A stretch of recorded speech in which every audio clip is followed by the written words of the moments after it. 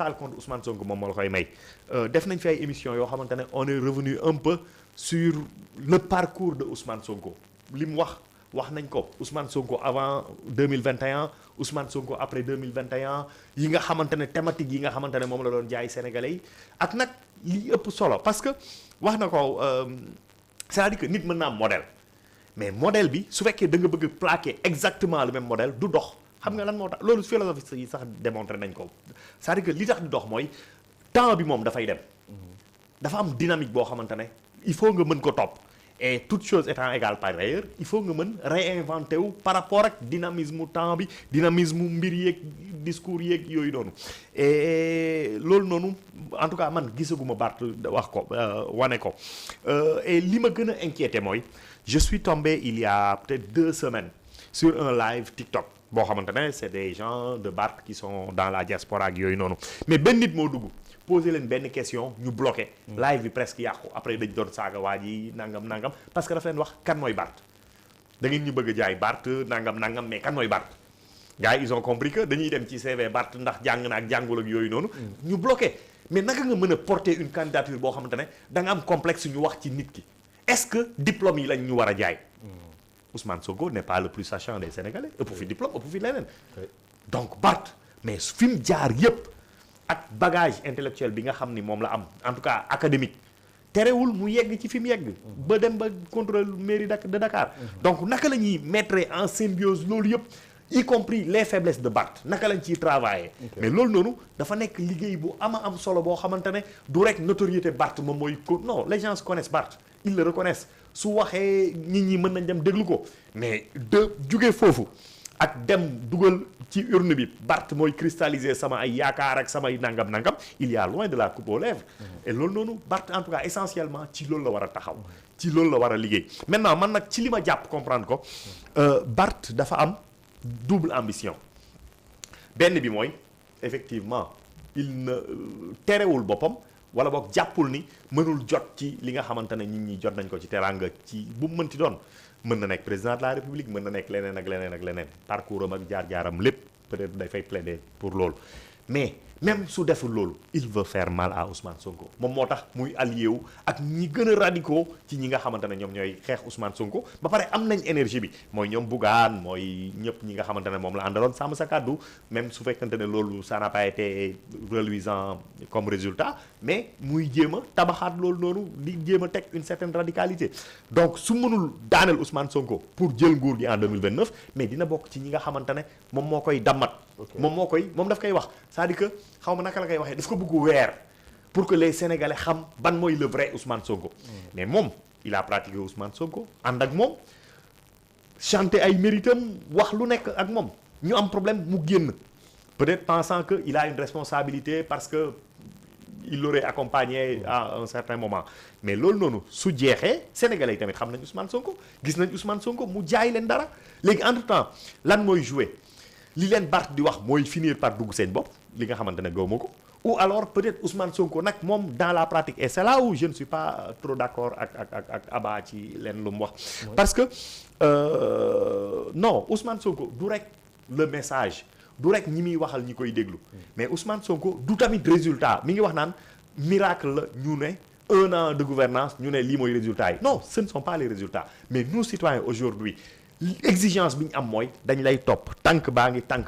c'est-à-dire que on a un résultat que tu nous promets mais parcours bi ngay def pour yegg ci résultat boobu non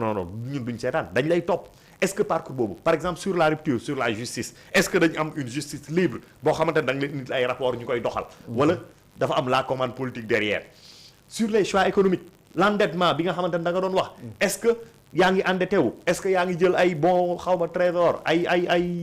yi nga xamante ne Boubacar Camara nee na woon baaxul ak genre c'est-à-dire que les Sénégalais t'accompagnent au jour le jour et peuvent apprécier maintenant léegi nag Ousmane Sonko moom it politicien la am na un discours boo xamante ne toujours mi ngi koy adapté ci circonstances yi su xawee dëgër rek mu indiwaat benn affaire kon Macky Sall wala contre ses opposants pour loolu d'accord mais en tout cas dem ba mu ne ça fait 1 an que ñu ngi fi gisuñu FMI gisuñu kenn mais il parle à qui alors que moom li tax FMI jox ko décaissement moom moo ko. moom moo ko def dëgg la FMI nee na ko expliquer ma nan la. loolu amee il n'a pas encore répondu. mais il continue à attendre son électorat. mais dynamique bi may wax man mooy il faut faire attention parce que toujours alternance boo amee di nga toog benn 4 ans 5 ans di tabax alternative. cette fois-ci on n'a pas un septennat. Macky bu mu méttee dafa dem 2 ans traque des biens mal acquis. jékki-jékki freiné ne lii su ma ko toppee damay gaañu. Et il a renié son engagement qui était de réduire son mandat pour faire un septennat. Mais ñii ils ont un quinquennat. Est-ce que le temps sera suffisant pour construire une alternative? Je parle de l'opposition. Ou est-ce que le temps sera plus ou moins rapide? Parce que n'oublions pas, les Sénégalais duñu fal dañuy folli. Plus que oui. Les Sénégalais duñu fal dañuy folli. Donc am na lu bëri su la ngeen def ci gouvernance su ñii lay jógee. Mais est-ce que ça veut dire que ni kii meloon ngeen war a mel par force? Absolument pas. Je pense que loolu c'est une grande réflexion bu opposition bi am. Et j'ai comme l'impression depuis législatives yi ñoom ils sont tout le temps dans la copie quoi. Man damay radical damay truc alors que peut-être que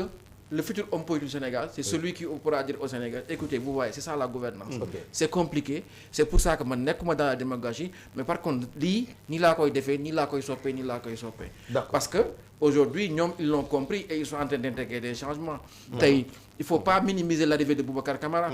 Moi je suis un acteur politique. Je peux te dire que 2 dernières présidentielles yi il avait le meilleur programme. Même bu dee am na ku ma faraloon. Disons que donc c'est quelqu'un qui connaît l'État et qui a des idées. Et c'est très important. Donc tey moment bi ngay toog yow di ko xeex toujours avec les mêmes mots moom mu ngi renforcer wu. Et boo moytuwul moment bu muy jaar sa kaw doo ko foog quoi. D'accord, maintenant dernière question mooy lan mooy ambition du mouvement Conviction dem ci parti politique wala dajale coalition pour aller à la conquête du pouvoir wala seen ambition dafa commencer d'abord ci les futures échéances électorales mooy la mairie. man déjà à la base man maa naroon njëkk a lancer Barth. Mais on était en train de discuter avec un ami qui a un parti politique. Parce que l'objectif c'était vraiment de changer le statut du parti et d'avoir un parti politique directement. C'était ça pour nous moo gënoon simple. Mais finalement ça s'est pas fait. Et aujourd'hui on lance le mouvement. Le plus important pour nous c'est de faire notre place et notre voix dans le champ politique, d'avoir une originalité. Je pense que loolu moo lay njëkk a distinguer. Et après en fonction de ça man bokkuma si ñi am ambition impérative par force fii laa war a jaar par force ñi laa war a def par force li may am mais mën nga bëgg lii yàlla indi leneen. Et à chaque échéance on prendra nos responsabilités en tant que politique en commençant par les prochaines élections locales et je pense que le reste va être défini par rapport à ça. Parce que élections locales yi ñu ñëw tey bëri na acteurs politiques fii yu bëgg ambition présidentielle le premier test sera les élections locales. Donc ñun aussi on a cette ambition là parce que bon je me suis déjà présenté à Saint-Louis 2 fois et comme ni ma koy waxee être candidat à Saint-Louis c'est pas une affaire d'ambition c'est un devoir pour moi. Donc suñ ko waree def si on a les équipes si on a tout ce qu'il faut on le fera Inch'Allah après on va avancer parce que ñun on est engagé politiquement. On est des acteurs politiques la politique c'est une passion pour nous. Et on va le faire avec nos valeurs, avec nos idées, et ça le plus important. D'accord. Maintenant nag l'histoire nous a appris que am obsession ne man par force dama war a am lii wala fii laa jëm et su fekkee yàlla du ko noonu qu'est-ce que ça donne? Ça donne des gens aigris et quand on est aigri ou en colère ou déçu, on n'est pas un bon acteur politique parce que li ngay restituer c'est pas ça le bon sentiment. D'accord lu ñu mën a waxtu nag jeex na tàkk ñu bala nga tàggoo ak. Merci beaucoup Fallou am naa plaisir ñëw ci plateau bi parce que. Chaque fois comme ni ma ko waxee dama koy suivre parce que quand tu as des chroniqueurs des intervenants de qualité dafay pousser politique aujourd'hui ñoom exigence seen bopp et pour man bokk na tey ngay gis Sénégal quoi ambition présidentielle wala ko dem élection présidentielle doo ko gis mukk defaat débat contradictoire wala tu imagines on doit aller vers des élections maintenant où les candidats se font face projet contre projet. On n'a jamais eu d'élection où les deux candidats sont. Alors que même dans les primaires des partis, les gens le font. Même à la BAD, les gens ont organisé des débats. Donc, c'est une démocratie aussi bac national. Le dialogue, c'est une exigence que les hommes politiques doivent avoir. Merci beaucoup pour cette invitation. jërëjëf man tamit maa ngi lay sant di la gërëm si ni nga ñu nangul invitation bi wax dëgg yàlla te itam nekk nit ku disponible koo xam ne tam ñëpp nangu nañu aussi xam-xamam et voilà donc bokk aussi si ñi ñu gën a am yaakaar si espace politique bi wax dëgg yàlla parce que si nouvelle génération bi la bokk et puis voilà xam nañ ne au niveau de la ville de Dakar li mu fi doon diriger gis nañ ko ni mu ko yore woon et puis mu am ay résultats vraiment yu am solo donc ñu lay sant di la gërëm di gërëm Thioune Paldi Mohamed mi nekkoon si xarala gi ñëpp ñi nga xam ne ñooñu doon seetaan via nos différentes plateformes ñi doon commenter ak ñëpp ñi doon suivre ñu ngi leen sant di leen gërëm di leen jox di daje incha allah kan si Abdou waaw c'est vrai mais dafa am repos 72 heures mais quand même il va très bien macha allah xam naa peut-être demain